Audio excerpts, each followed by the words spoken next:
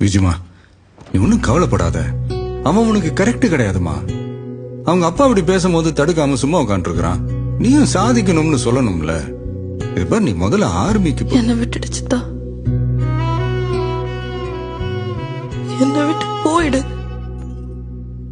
நான் லைஃப்ல என்ன பண்ண உனக்கு என்ன சித்தா? எனக்கு இந்த ஆர்மி எல்லாம் வேண்டாம்.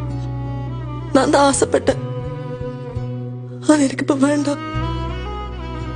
நான் கல்யாணம் பண்ணி நிம்மதியா இருக்கணும். எனக்கு அது போதும் சித்தா. இப்ப கூட என்ன விட்டுடுப்பா சாமி, உங்ககிட்ட சத்தமா கத்தணும் போல தோணுது. ஆனா அந்த தைரியம் இல்ல. பாரு என் கை எப்படி நடுக்குதுன்னு.